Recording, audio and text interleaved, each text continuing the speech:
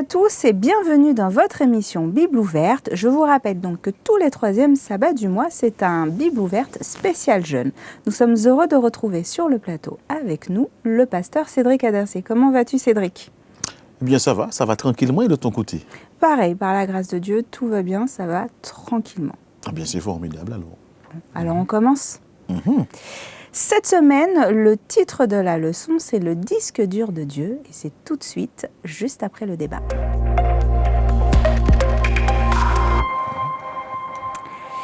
Alors, je le disais, le titre de la leçon, le disque dur de Dieu. Qu'est-ce que tu peux nous dire sur cette leçon, sur ce titre, et de quoi on va parler ? Alors dans cette leçon, nous parlerons de la mort, du jugement et de la résurrection. Alors effectivement, l'auteur, il donne ce titre simplement parce qu'il fait référence à Dieu qui a formé un corps à Adam avec tous ses organes et systèmes à partir de la poussière de la terre et du sol. Mais ce corps, bien qu'il était parfait, il était sans vie. Et donc Dieu a insufflé dans les narines d'Adam le souffle de vie et tous les organes et systèmes eh bien, se sont mis à fonctionner. Le cerveau a immédiatement commencé à saisir, à enregistrer et à classer toutes les informations qui lui parvenaient par l'intermédiaire de ses cinq sens, hein, la vue, l'odorat, le goût, le toucher, l'ouïe. Et donc Adam a commencé à écrire l'histoire de sa vie, une histoire enregistrée dans son cerveau, et cela dans les moindres détails. Et donc chaque acte, chaque pensée, chaque émotion, tout cela a été enregistré dans son cerveau. Et l'auteur, eh bien, il attire notre attention sur le fait que Dieu stocke l'histoire de notre vie sur un disque dur céleste, et cela, il le récupère eh bien, à notre mort. Alors, disque dur, enregistrement, et on peut aussi parler de stockage. Où est-ce que, dans ces cas-là, Dieu stocke l'histoire de notre vie dont tu viens de faire référence ? Oui, tout à fait. Donc Dieu stocke l'histoire de notre vie, la vie de chacun d'entre nous sur les registres du ciel, registres sur lesquels les noms et les actions des hommes sont inscrits, et cela servira justement de base au jugement. Daniel, dans le chapitre 7, les versets 13 et 14, il déclare « Les juges s'assirent et les livres furent ouverts ». Jean, lui, dans Apocalypse, au chapitre 20, le verset 12, il décrit la même scène, mais il ajoute « Et un autre livre fut ouvert, celui qui est le livre de vie, et les morts furent jugés selon leurs œuvres, d'après ce qui était écrit dans ces livres. » Alors, tu as parlé du livre de vie. Alors, il y a deux questions qui vont concerner ce que tu viens de dire. Donc, on parle du livre de vie. Qu'est-ce que renferme exactement ce livre de vie ? Et ensuite, le texte, il me semble que le texte parle de plusieurs livres qui furent ouverts. Est-ce que tu peux m'en dire un peu plus ?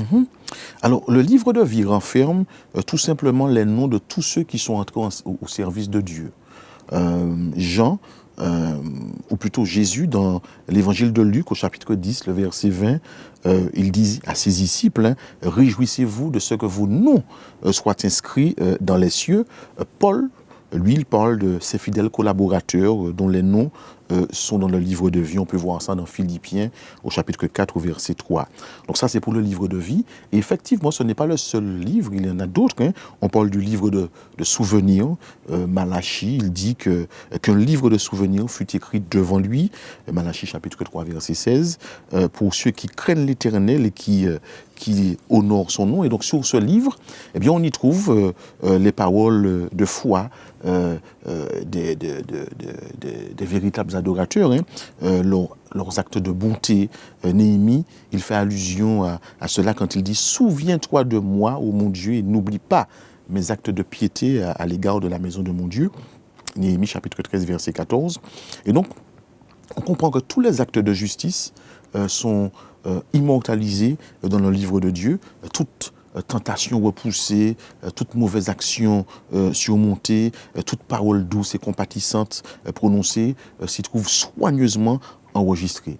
On y voit également aussi le récit de toutes les souffrances, de toutes les peines, de tous les sacrifices endurés pour l'amour de Jésus.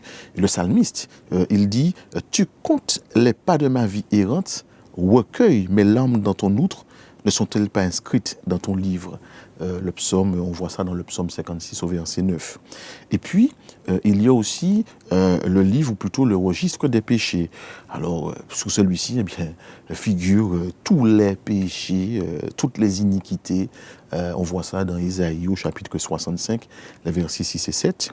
Donc, en fait, il faut tout simplement comprendre que toute œuvre humaine passe en revue devant Dieu pour être classée comme un acte soit de fidélité, soit d'infidélité.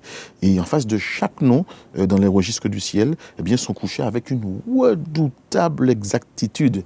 Toute parole mauvaise, tout acte égoïste, tout devoir négligé, les occasions non utilisées, les influences exercées bonnes ou mauvaises, tout est fidèlement inscrit par l'ange enregistreur.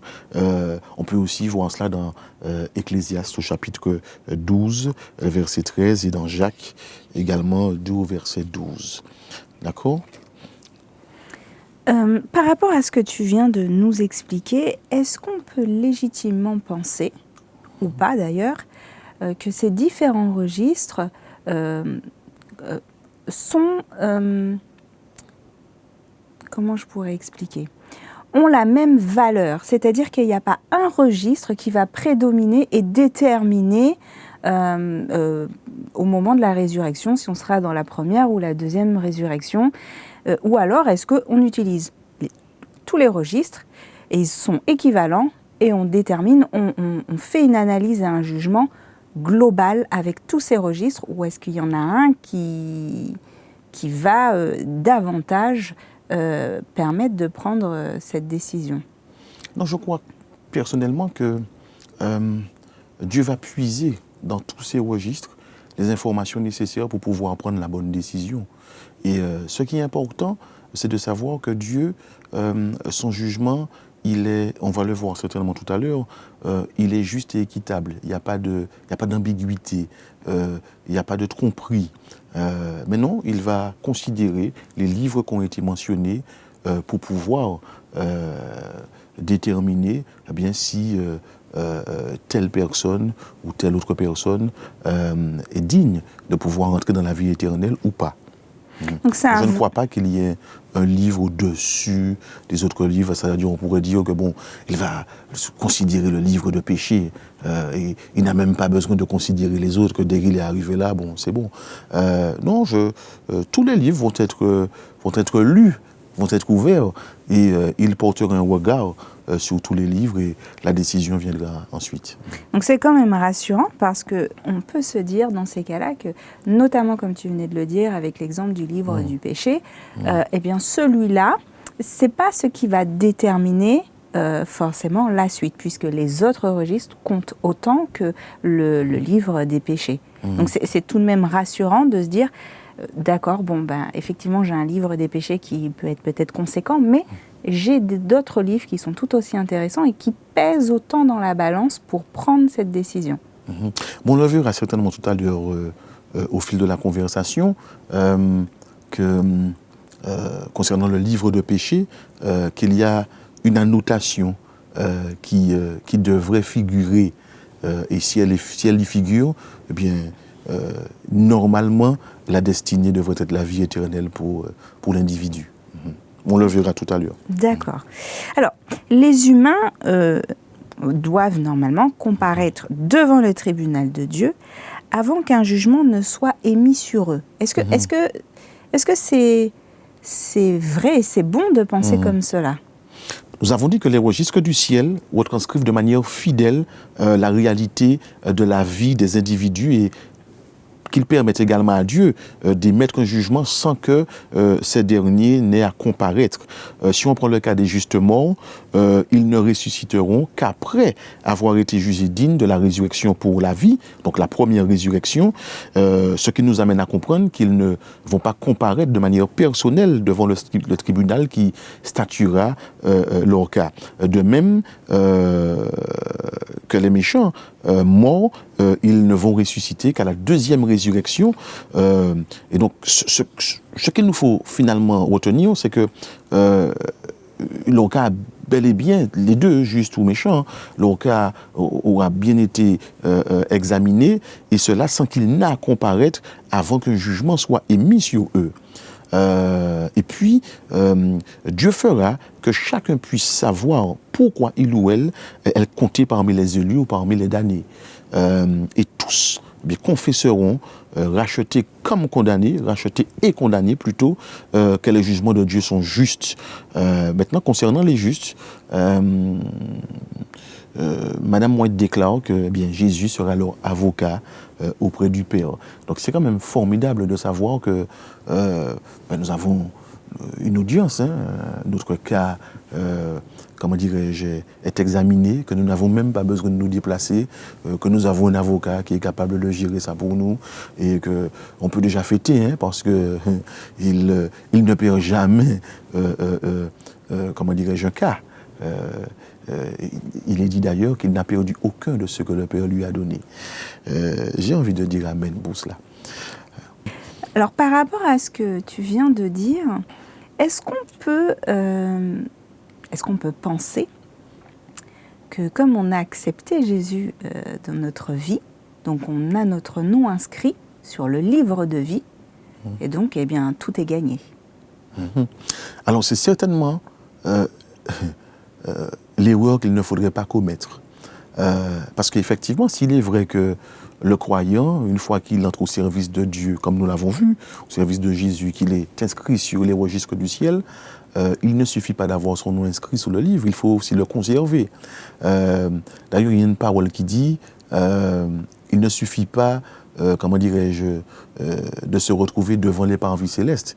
Il faut encore pouvoir y vivre, y rester. Et donc, non, il ne faudrait pas tomber dans ce piège de se dire que c'est bon, je suis entré à son service une fois, donc c'est une fois pour toutes.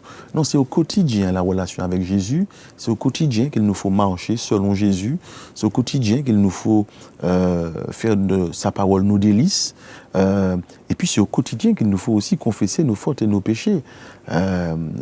C'est au quotidien qu'il nous faut être à l'écoute de ce qu'il nous demande, et puis que nous puissions accomplir les œuvres qu'il a préparées d'avance. Ainsi, nous aurons de belles œuvres sur notre livre de souvenirs. Nos péchés seront confessés, donc la mention sera inscrite sous le livre de registre des péchés. Enfin, voilà, ce n'est pas une fois pour toutes. La sanctification, c'est l'œuvre de toute une vie. Alors, on le dit souvent toute une vie, tout en sachant quand même qu'il y a une porte de la grâce qui sera fermée à un moment ou à un autre. Et donc, il ne faudrait pas non plus s'endormir et laisser le temps filer sur nous.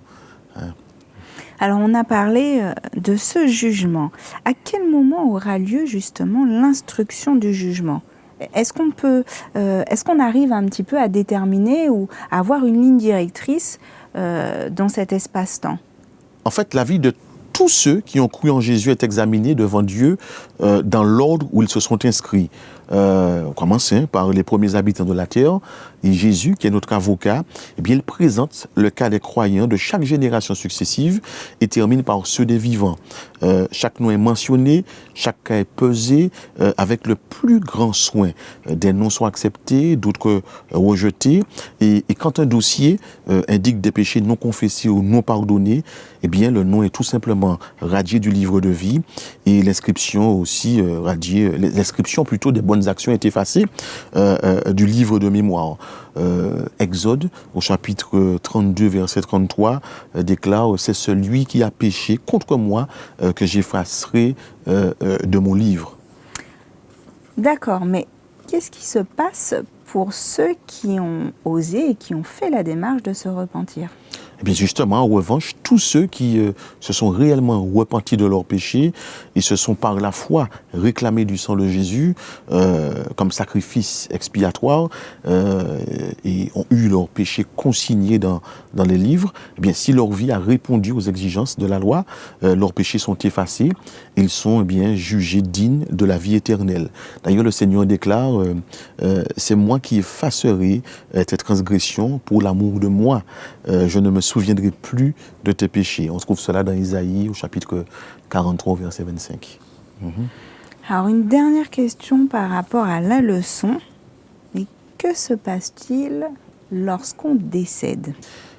Eh bien, lorsqu'une personne meurt, elle dort. Elle dort tout simplement en attendant le retour de Jésus, où elle sera ressuscitée soit lors de la première résurrection, ou soit 1000 ans après, lors de la seconde résurrection. Maintenant, lorsqu'on lit le livre de l'Ecclésiaste, au chapitre 12, au verset 7, on comprend que le souffle qui maintient le corps en vie, eh bien qu'il retourne à Dieu.